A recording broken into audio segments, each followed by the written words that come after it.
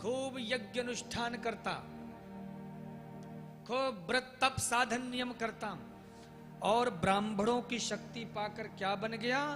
त्रिलोकी नाथ बन गया, त्रिभुवन पति बन गया। अब देवता बेचारे स्वर्ग को छोड़कर गली गली मारे मारे घूम रहे हैं। एक बात बोलूं आपसे, बोलूं कि ना बोलूं? मैया बोलूं? अगर बच्चे को कोई तकलीफ होती है ना, तो उससे कहीं ज्यादा कष्ट उसकी मां को होता है। किसको होता है? मां को होता है। मां हर कष्ट को हंसते हंसते सह लेगी, लेकिन पुत्र के दुख को मां कभी बर्दाश्त नहीं कर पाएगी। मां से पुत्र का दुख कभी नहीं सहा जाता। तो भैया, देवताओं की माता अदिति ने प्रार्थना की कश्यप ऋषि से, महाराज कोई ऐसे संतान को आप प्रदान करो जो मेरे पुत्र पौत्रों की धन संपदा को वापस दिला दे। फिर क्या था महाराज? कश्यप जी ने एक पयोव्रत पुंसवन विधि को बताया, उस व्रत नियम को धारण किया तो सुंदर महाराज हमारे वामन प्रभु का प्राकट्य होता है। सुंदर भादव का महीना था, शुभ तिथि, शुभ नक्षत्र, शुभ वार सब अनुकूल में थे। ये जो भादव का महीना है हमारे ठाकुर जी का फेवरेट महीना है। हमारे कन्हैया का जन्म कौन से महीने में हुआ? जोर से बोलो। भादव में।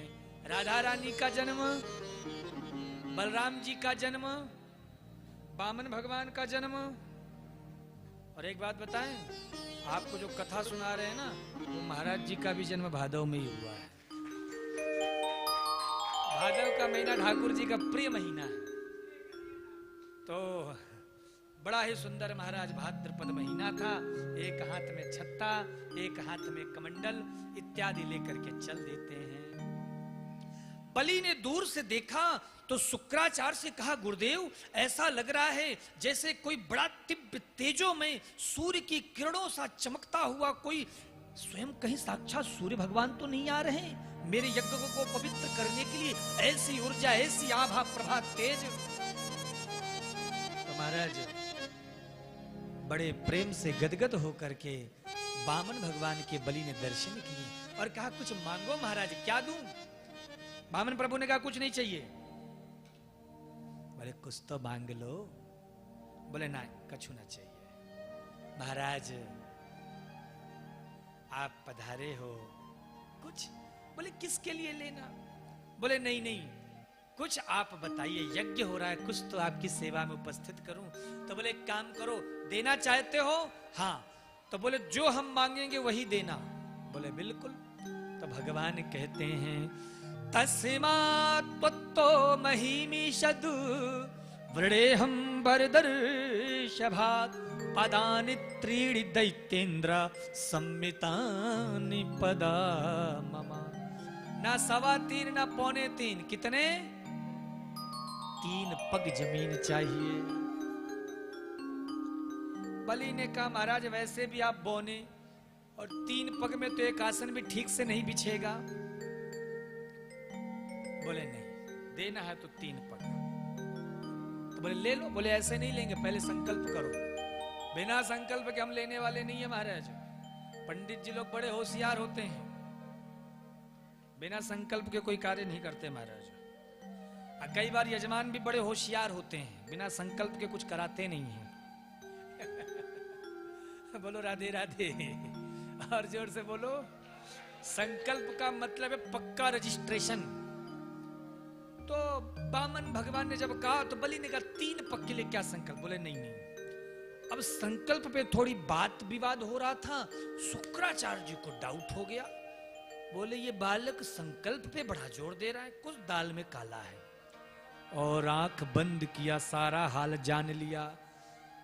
तुरंत बलि महाराज का हाथ पकड़ के कोने में ले गए। बलि, ये ना बामन है ना 53, इनके चक्कर में मत पड़ो। तो महाराज कौन है? ऐश वैरोचने साक्षात भगवान विष्णुरव्ययः, ये स्वयं भगवान विष्णु हैं। हे विरोचन नंदन, हाथ जोड़ लो महाराज, आज फुर्सत में नहीं, फिर कभी आना। बलि बोले गुरुदेव 3 घंटे से मनाया, कछू ले लो कछू ले लो, आप फिर मना कर दें। बोले बेटा 9 जगह झूठ बोलने से पाप नहीं लगता है। स्त्री सुनर्म विवाहे च वृत्यर्थे प्राण संकटे गौ ब्राह्मणार्थे हिंसायाम नानृतम स्याज्य गुप्सितम। किसी कन्या का विवाह हो रहा हो और हमें झूठी प्रशंसा करनी पड़े तो वहां भी दोष नहीं लगता है। कोई नारी शक्ति से, मात्र शक्तियों से कोई भेद, कोई रहस्य छिपाना हो तो वहां भी आप झूठ बोल सकते हैं। माताओं से हर बात नहीं कहनी चाहिए। आप लोग इस पे नाराज मत हो जाना महाराज। क्यों ऐसी बात कही गई है? क्योंकि हमारी माताओं का हृदय पुरुषों की अपेक्षा बहुत ममतामयी, करुणामयी, ये बड़ी वात्सल्य से भरी हुई होती है। पति आए, कछु विशेष बात बता दी, बताई सो बताई, गलती ये कर दी जो कह दी किसी को मत बताना। अब मंदिर गई, शिव मंदिर, पड़ोसन मिल गए, ए बहन बड़ी देर से चुप चुप है, कहाँ है गयो? अरे कुछ नहीं, अरे बताना कहाँ भयो? अरे वो ना आज ऐसा ऐसा हो गया। अरे राम राम राम, मैं तुझे बता दूं, तू मेरी बेस्ट फ्रेंड है ना, पर तू मत किसी को बताना। पड़ोसन बोली मैं काऊ को क्यों बताऊंगी? पड़ोसन अपनी पड़ोसन के पास गई, उसको बताई, पता है फलाने घर में आज ऐसा ऐसा कांड हुआ। पर अरे राम राम राम, मैं तुझे बता दी, तू मत किसी को बताना। तो महाराज घर की बात चौराहे तक पहुंचने में आधा घंटे का ही टाइम लगता है। दूसरा युधिष्ठिर जी का श्राप भी है माता कुंती को। तो ऐसे कई प्रभाव हैं। वृत्यर्थे प्राण संकटे, किसी के प्राण संकट में हो, हमारे झूठ बोलने से बच जाएं तो वहां भी दोष नहीं लगता है। कहीं गौओं की, संतों की, ब्राह्मणों की हिंसा हो रही हो, वहां भी झूठ बोल सकते हो। बेटा आज तेरा सर्वस्व नष्ट होने की कगार पे है। ये 2 पग से पूरा ब्रह्मांड नाप लेंगे, तीसरा पग देने के लिए तेरे पास कुछ नहीं बचेगा। इसलिए हाथ जोड़ ले, पकड़ ले पैर, महाराज आज फुर्सत में नहीं, फिर कभी दूंगा। लेकिन धन्य है दान शिरोमणि राजा बलि। भगवान गुरुदेव, मेरे तो दोनों हाथों में लड्डू हैं।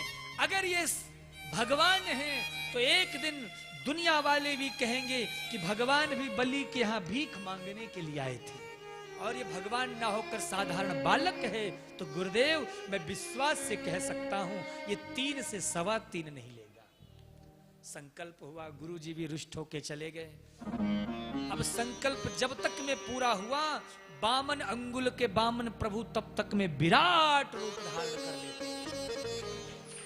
पहला पग नीचे को, अतल बितल सुतल तलातल रसातल महातल पाताल।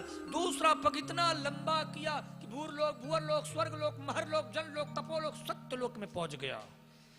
ब्रह्मा जी बैठे थे वहीं अपने कमंडलू में, महाराज जल निकाल करके चरणों को धो लिया, और वही जल दुनिया में गंगा के नाम से प्रसिद्ध हुई।